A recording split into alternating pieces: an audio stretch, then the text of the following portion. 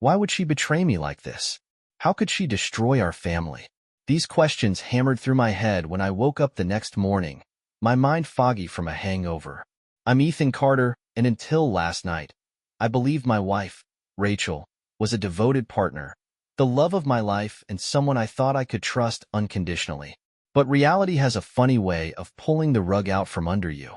Rachel, as it turns out, is devoted, but only to her lover. She admitted to cheating on me for over a year. The worst part wasn't even the affair. It was the way she told me, with zero shame or remorse, as if I was supposed to just nod and go along with it. She claimed to love us both, but her actions made it clear who she prioritized. She said she wanted to spend more nights with him and didn't give me any say in the matter. She declared it as though it was a done deal, leaving me furious and powerless. Her excuse was laughable. She said she was helping him with his work because he's a divorce lawyer. But when I pressed her, she finally admitted the truth. He's not just any lawyer. He's her lawyer, ready to represent her if I refuse to comply with her twisted arrangement. The sheer audacity of her confession left me stunned. I knew enough about the legal world to recognize this as a glaring conflict of interest for him. If I played my cards right, I could get him disbarred. That thought brought me a small flicker of satisfaction, but it didn't last. My real problem wasn't him. It was Rachel. I had no idea who this man was, and Rachel wasn't about to hand me that information. As much as I wanted to lash out, I couldn't lose control. For a moment, I entertained dark thoughts about punishing her for what she'd done. But then I thought of our children. Whatever else Rachel was, she was still their mother, and I couldn't do anything that would scar them for life. I had to be smarter than that. If I didn't act quickly, I'd be left financing her life and her lovers, while they enjoyed themselves at my expense. That wasn't going to happen. I thought back to a story a friend once told me. He'd gone through a messy divorce, but outmaneuvered his cheating wife by emptying their joint accounts before she could. She still found a lawyer to represent her, but in the end, my friend walked away with most of what mattered. It was a bold move, but my situation was more complicated. I had kids to think about. That meant I couldn't just cut Rachel off completely, but I could at least protect myself financially before she drained me dry. From what I could tell, she wasn't bringing her lover into our home. That meant she had to be going to his place. I decided to confirm my suspicions by calling her parents. Rachel's mother answered, her tone warm and friendly. She had no idea what her daughter had been up to. I casually steered the conversation toward their babysitting routine, and her mom explained that they watched the kids several times a week while Rachel volunteered at the homeless shelter and food bank. I couldn't believe how deep Rachel's lies went. She had even deceived her own parents. Hiding my disgust, I kept my tone light, pretending I was planning a surprise for Rachel next week. I asked her mother to keep it a secret, and she readily agreed, clearly none the wiser. After hanging up, I stared at my reflection in the mirror. My hair wasn't as thin as I feared, though I was still self-conscious about it. But Rachel had been right about one thing during her tirade the night before. My beer gut was an issue. How had I let myself go like this? Years of working overtime to provide for my kids and keep Rachel comfortable had taken their toll on me. I'd been killing myself to give them everything, and this was how she repaid me. I loved my kids more than anything. As for Rachel, the love I once felt for her had soured into something cold and bitter. I wasn't ready to say it was gone completely, but it wasn't the same. Whatever feelings remained, they weren't enough to blind me to what needed to be done. My first step was taking control of our finances. I canceled all our joint credit cards and ordered replacements in my name. Then, I called the bank and instructed them to transfer every cent from our shared accounts into one solely under my control. I also terminated all automatic payments tied to those accounts. Some might call it petty, but I called it survival. Rachel had declared war on me, and I wasn't about to let her win without a fight. I knew her lawyer was coaching her, feeding her lines to intimidate and manipulate me into submission. But they'd made a critical mistake. They underestimated me. Sure, I'm just a diesel mechanic, but I'm far from stupid. Before this career, I spent 4 years in Army CID. I could have been a cop or a private investigator, but my passion was working on engines. Now, as a certified mechanic with plenty of overtime, I made a good living, and I wasn't about to let Rachel steal that from me. After shaving and throwing on some sweats, I went for a jog. I needed to clear my head and start shedding this gut. As I ran, I began piecing together a plan. By the time I got back, I knew what I needed to do. I called my boss and requested a couple of weeks off to deal with a family crisis. He agreed without hesitation, which gave me the time I needed to prepare. I wasn't naive about what lay ahead. Violence was inevitable. Blood would likely be spilled. I wasn't eager to end up in jail, but I knew how to cover my tracks. My CID experience had taught me a few tricks, though this situation would still require careful planning. After a shower, I headed into town. My first stop was Walmart, where I picked up soft gloves, a black turtleneck, and a ski mask without a mouth hole. I added a pair of matte gray Oakley sunglasses and a gym bag. At an electronics store, I bought voice-activated recorders and a GPS device with extended battery life. Cameras could wait for now. Lastly, I picked up a new pair of steel-toed boots. My old ones were falling apart, and an aluminum baseball bat from a sporting goods store. Everything fit neatly into the gym bag. Deciding to buy a sport girdle to hide my gut, I figured it was best to avoid being identified by something as ridiculous as my belly. That was certain. I made sure to pay cash for everything. No credit cards, no paper trails that could be traced back to me. The next challenge? Playing the role of the submissive husband when my cheating wife finally decided to show up. Whenever she got home, that is. I wasn't about to give in or capitulate right away. Rachel knows me too well. She knows how stubborn I am. To keep up appearances, I stayed out all day and returned home only at what would have been my usual quitting time. I didn't want her catching on to anything. When I walked into the house, it was empty. Rachel wasn't home. Big surprise. I tried calling her cell phone, but it went straight to voicemail. Annoyed, I left a message, my voice sharp and urgent. I specified the time and date and insisted she call me back as soon as possible. Time to mess with her head a little. 2 hours later, she finally called back. Her voice sounded rushed and out of breath, tinged with concern. "What's going on? What's wrong?" she asked. In response, I played the role of the distressed husband. "It's the kids," I said, my voice shaky. "You need to come home right now. It's urgent." I added a sob for good measure, then hung up before she could ask any more questions. I wanted her panicked. Rachel rushed home and arrived in less than 10 minutes. She came in through the garage, her face pale with worry. "What happened? Are the kids okay? What's going on?" she asked, her voice trembling. Her anxiety only fueled my anger. "Oh, now you're worried about the kids?" I snapped. My tone was harsh, dripping with venom. "Where was that concern earlier when I was calling you?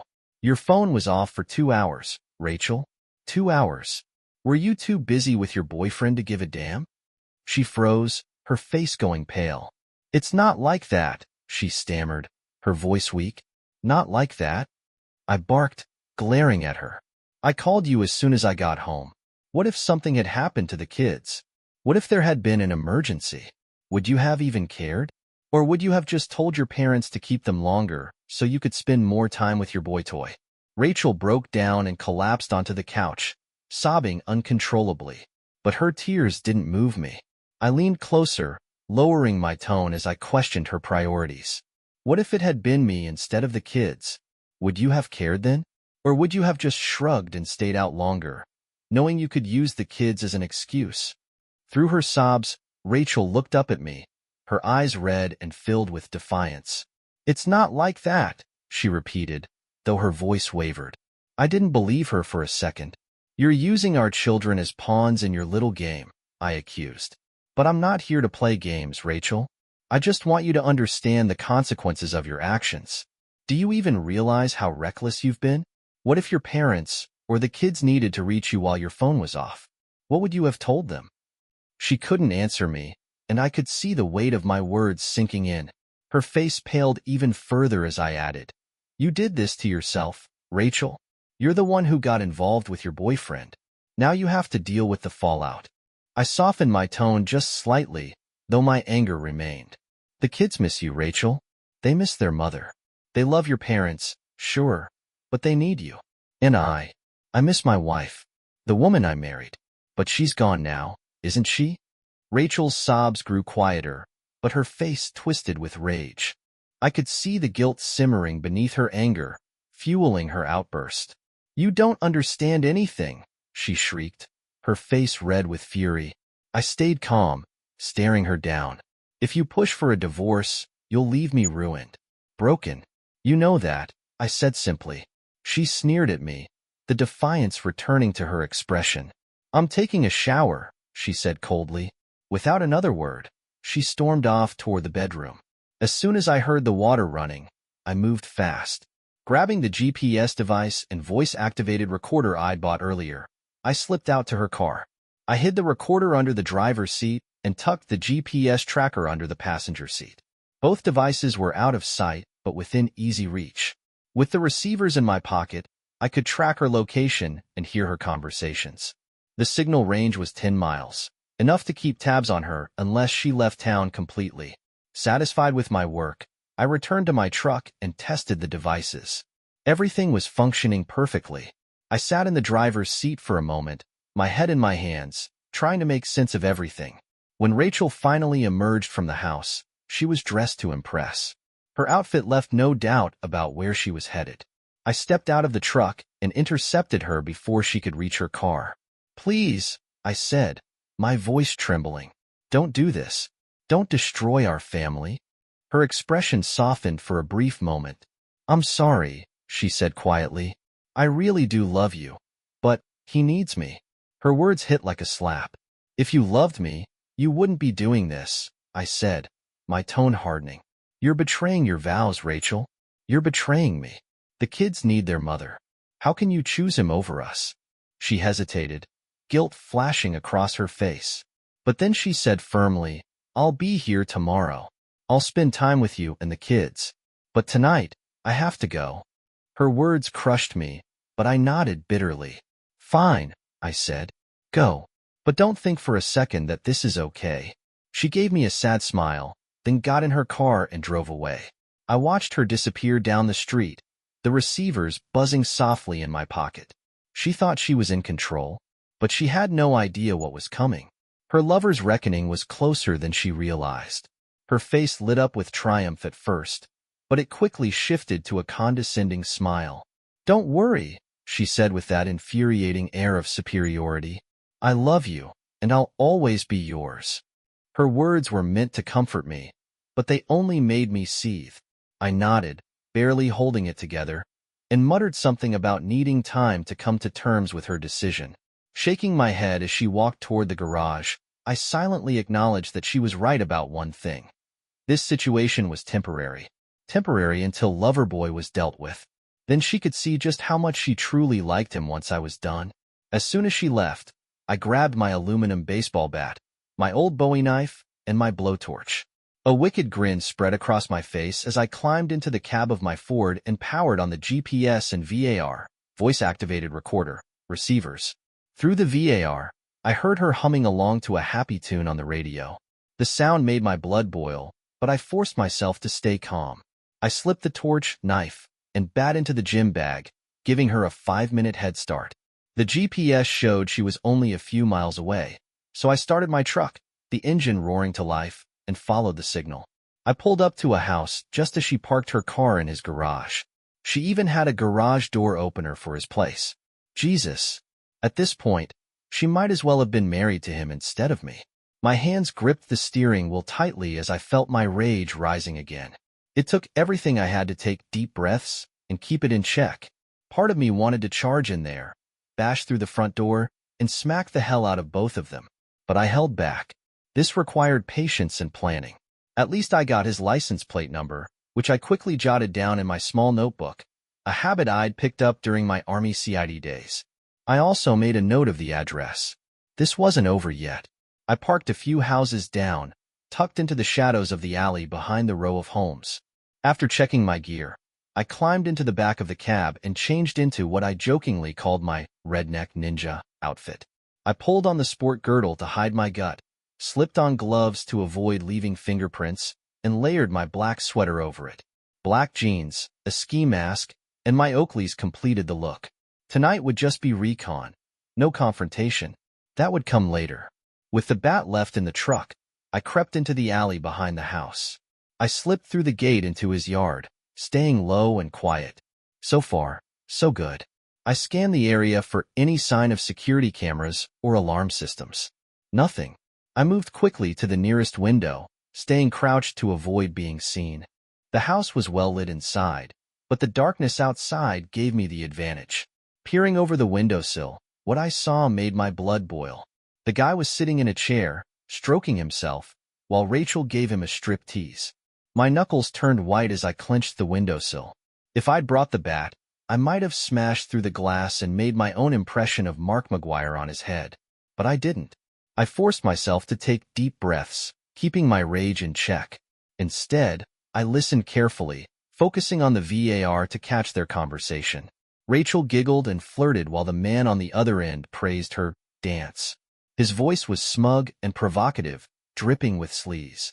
I wanted to storm in right then and there, but I held back, reminding myself this wasn't the time or place. At one point, Rachel giggled and mentioned someone named Ryan. My ears perked up. Ryan? I heard her say. Well, Ryan's going to regret knowing me, came the man's reply. That was all I needed to hear. I wasn't about to confront him with Rachel there. I didn't want her involved when I dealt with this piece of trash. I slipped back out as quietly as I'd come, keeping my movements slow and deliberate. While I had no intention of hurting Rachel, her lover was another matter entirely. This man had knowingly pursued my wife, a married woman. He had deliberately seduced her, somehow worming his way into her life and subverting her better judgment. He was dangerous, and I intended to make sure he never did this to anyone else's family. Back at my truck, I stripped off the black jeans, sweater, and ski mask, returning to my usual outfit, blue jeans, a t-shirt, and boots. The sport girdle, surprisingly comfortable, stayed on under my shirt. It hid my beer gut well enough. I started the truck and pulled out of the alley, the name Ryan echoing in my mind. Now I had a first name, a license plate, and an address. That was enough to start digging. The next morning, I grabbed my old lockpicks from my nightstand. I'd kept them since my time in CID, always figuring they might come in handy someday. I also called my mom, asking if she wanted the kids to stay overnight. She eagerly agreed, happy for the extra time with her grandchildren. Then I called Rachel's parents to let them know I'd pick up the kids later in the morning. They sounded relieved, as though they were looking forward to a break. I packed a small suitcase with some clothes and shoved it in my closet. It felt like the pieces were falling into place. Within the next 72 hours, Rachel would realize just how much she'd lost. After a morning jog and a healthy breakfast, I powered up my old laptop and began digging. Using the license plate number and the address I jotted down, I found what I needed. His name was Mark Robert Daniels, a divorce attorney. His wife had passed away in an accident several years ago, so at least they hadn't lied about that. But what disgusted me was how he'd used his personal tragedy to seduce my wife. He'd played the victim, twisted the narrative, and manipulated her into betraying our family.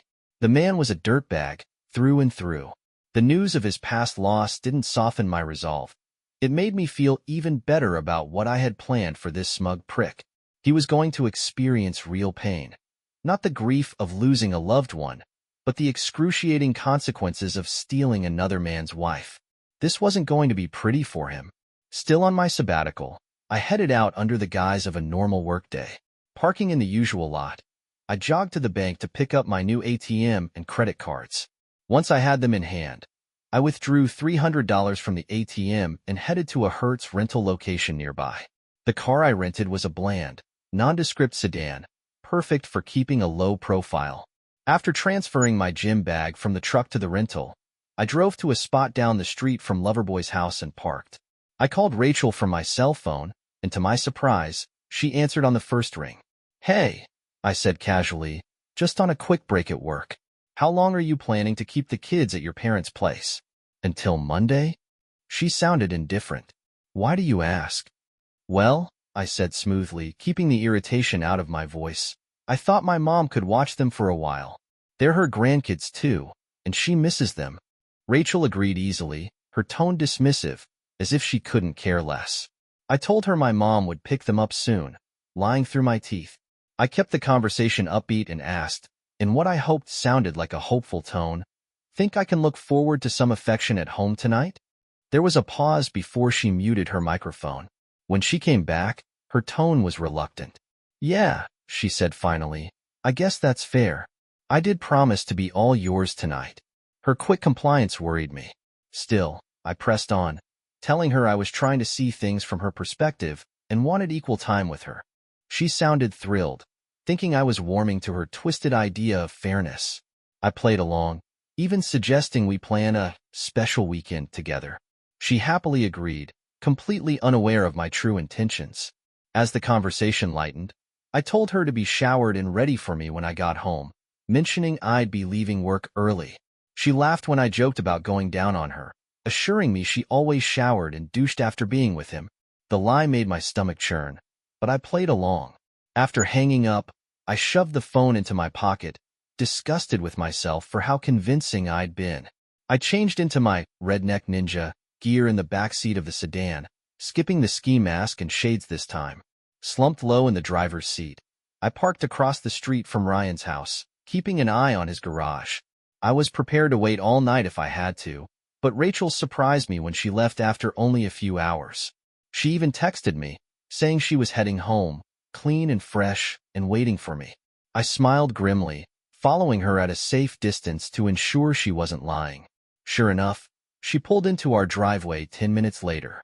Satisfied, I drove past our house and headed back to his place. Parking in the alley again, I slipped through his back gate, but this time I brought my bat. It was finally going to get some use.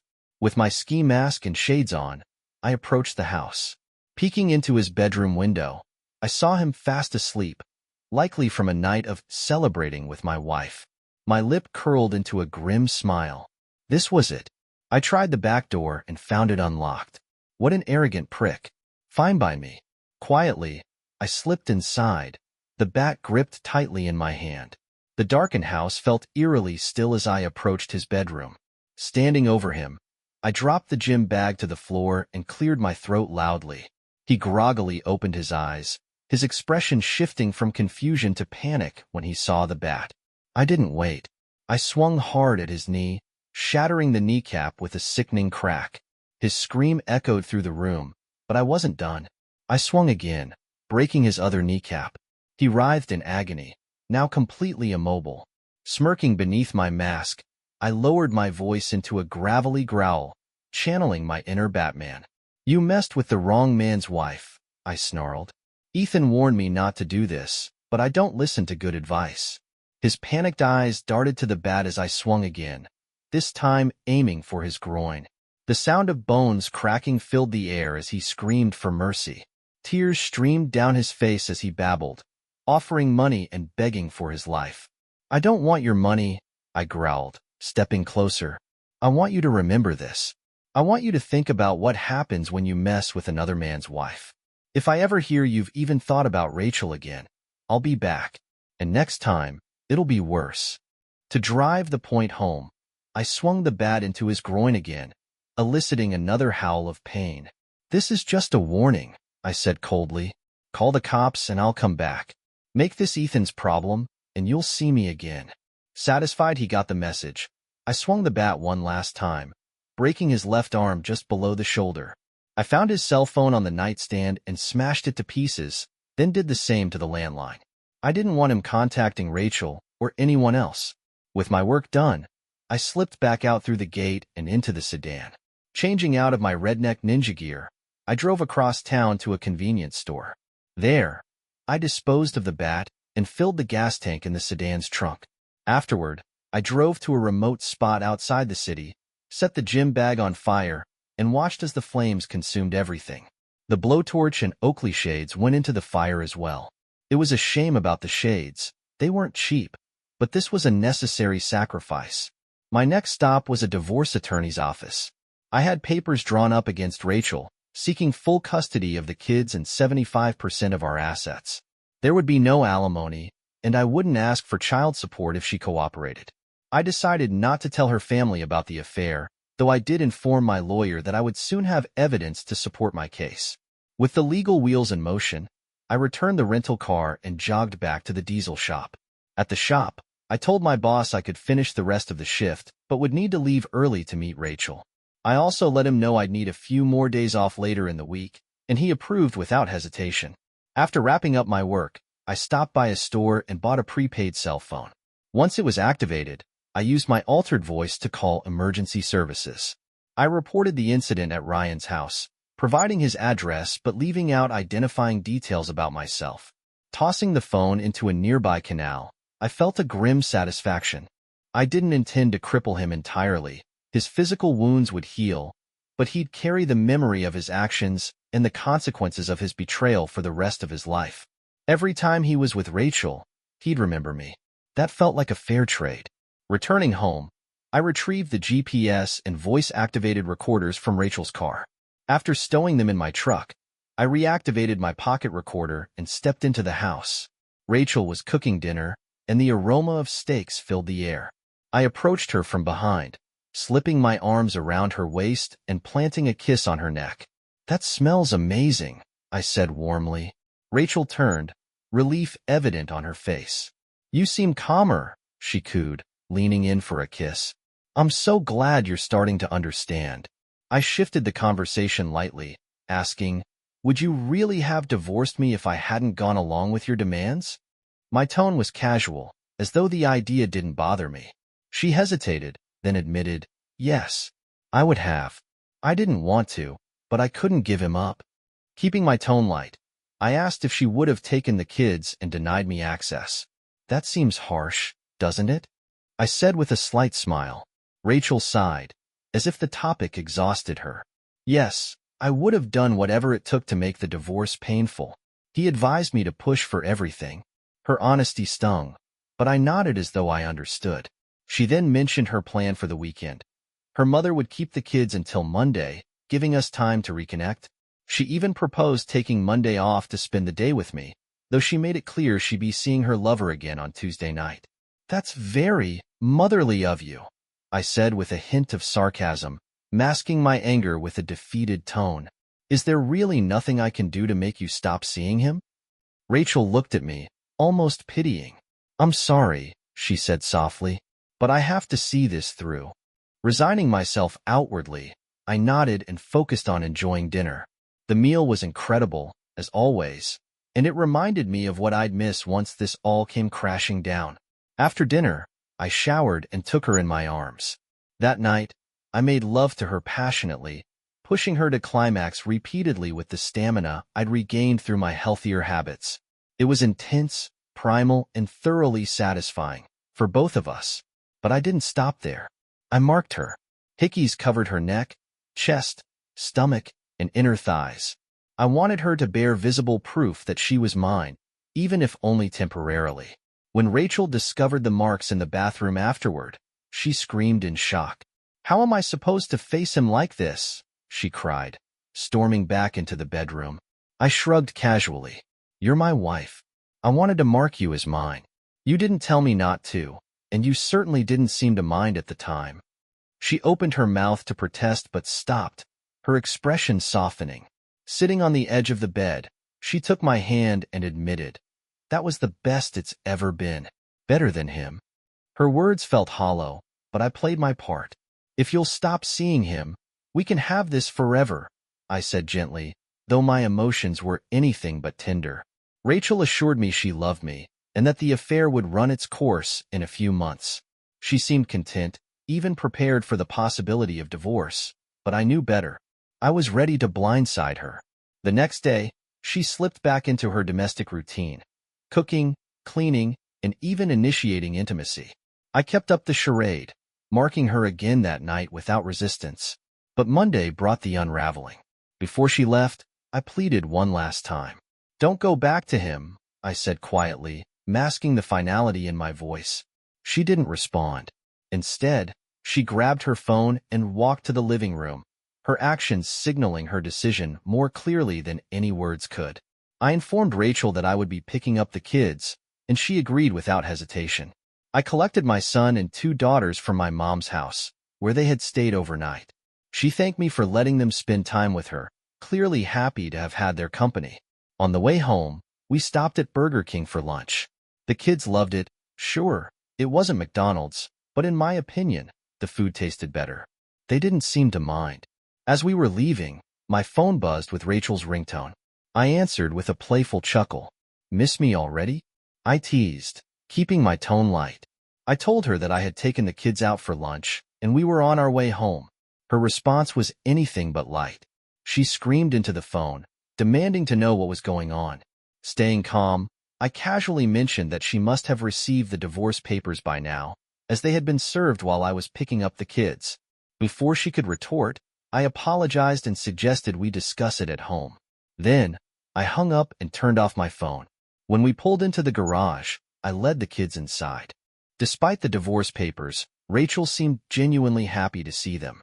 They ran to her eagerly, asking where she'd been. She told the usual lie about volunteering and then, truthfully, mentioned that we had a special mommy and daddy-only weekend planned. The kids accepted her explanation without question, heading off to play in their rooms. I turned to Rachel. "We need to talk," I said, gesturing for her to follow me to the basement, where we could speak privately without the kids overhearing. Once there, I got straight to the point. "I can't do this anymore," I said firmly. "I'm filing for divorce." Rachel's face froze in shock, her mouth slightly open as she processed my words. I continued, explaining that I had given her every chance to end the affair, but she had made her choice clear. "I have your own admission on tape," I added. "It's going to my attorney, and it will be used as evidence in the divorce proceedings." Her shock deepened as I revealed the details. I was pursuing full custody of the kids, citing her neglect and her prioritization of her lover over her family. I also hinted that her lover's role as her attorney could result in his disbarment. "It's a severe breach of ethics," I said, "and my lawyer is ready to act on it." She stood there, speechless. I seized the moment to press further.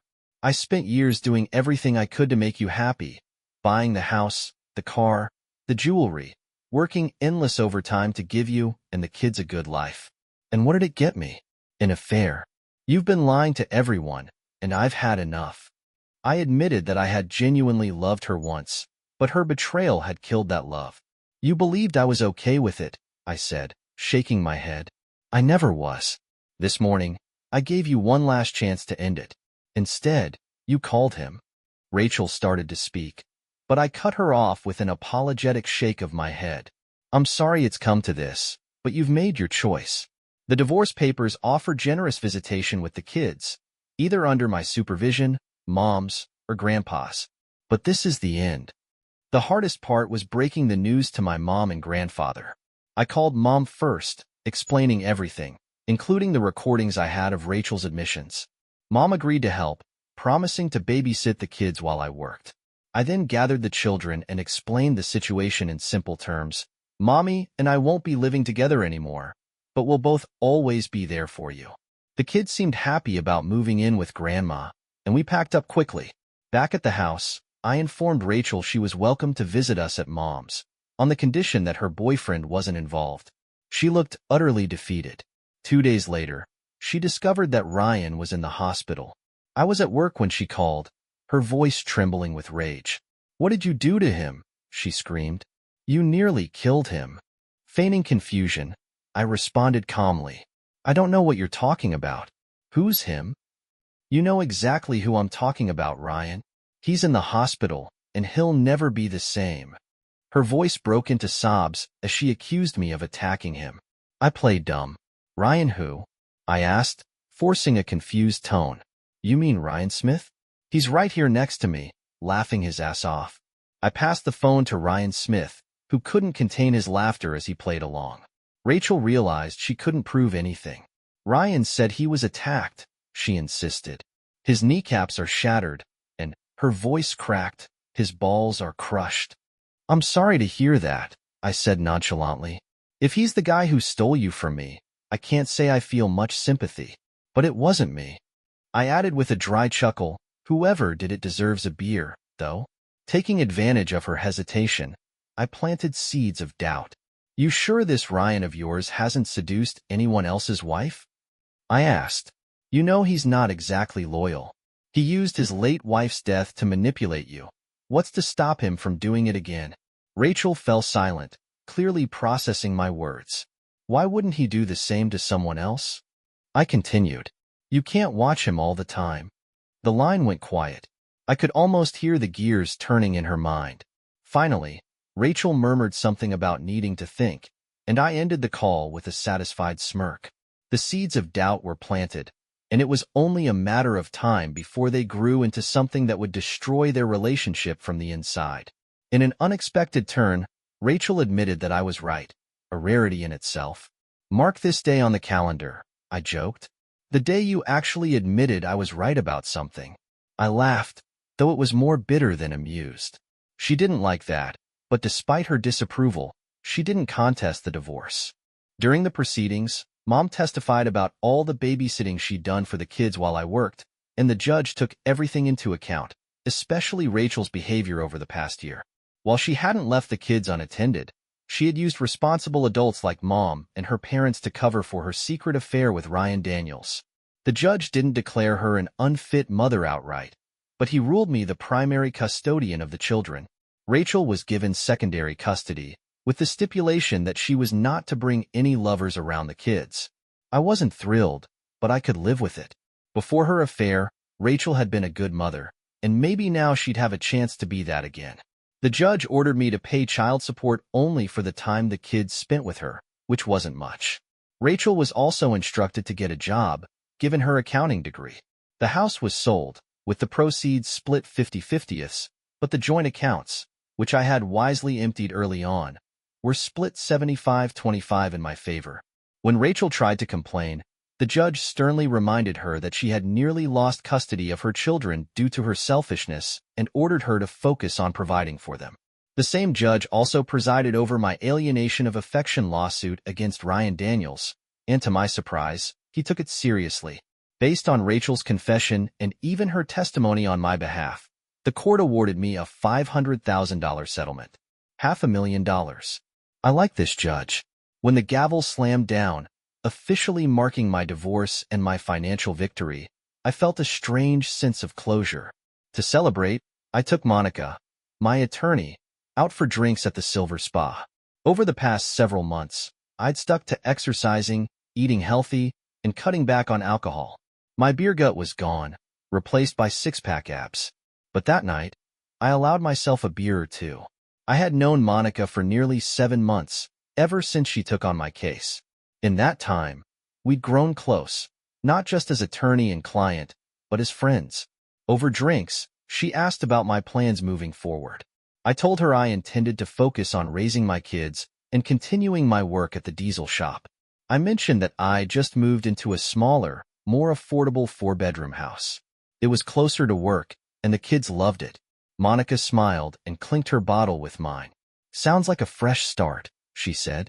I thanked her for everything she'd done for me, acknowledging the risks she'd taken by representing me. She then shared something I hadn't known before. She had been divorced for 4 years after catching her ex cheating on her. I don't like cheaters, she said bluntly. That sentiment resonated deeply with me, and we shared a laugh before clinking our bottles again. As the evening went on, Monica surprised me by saying, "You know, I think I need to fire you as a client." I raised an eyebrow. "Why's that?" She grinned. "Because I don't date clients." I couldn't help but laugh. "Consider me fired," I said, and we both laughed again. She then suggested we go back to her place so she could cook for me, and I happily agreed. Fast forward 6 months, and Monica and I were officially a couple. She wasn't just a high-powered divorce attorney. She was grounded, loving, and great with my kids. Compared to Rachel, Monica wasn't high maintenance at all. My kids adored her, even calling her Mommy Monica, which melted my heart. Monica had moved in with us, and life had never been better. Occasionally, Rachel joined us for dinner when she took the kids for the weekend. It was awkward at times, but Monica handled it gracefully, and I followed her lead. As for Ryan Daniels, he never recovered from what I did to him. His wife's insurance money was drained by his medical bills, court fees, and the settlement I won. He was left penniless and alone. Good. To hell with him. Rachel, surprisingly, seemed to be doing better.